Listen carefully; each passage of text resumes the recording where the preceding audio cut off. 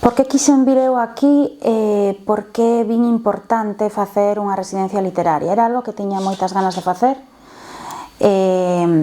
gustábame esta cidade moito e pensei que para englobar pois todo o que quería facer, o mellor era verme totalmente obligada a plazos, tempos, un espacio determinado que me permitise tamén sair de onde habitualmente estou escribindo. E creo que iso é o máis importante de facer unha residencia literaria, aparte de que non hai ningún momento de soidade, porque se fan moitas actividades, se coñece a moita xente e impulsas moito esa parte, ese momento de son escritora e soamente escritora,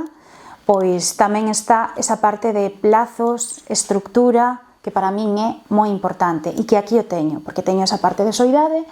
e esa parte de estar con todo o mundo e estar totalmente metida dentro do universo literario e coñecendo outros universos literarios que eu viña cunha idea, cun proxecto e xa estou metendo algunha cousa nova de persoas que vou coñecendo, de escritores e escritoras.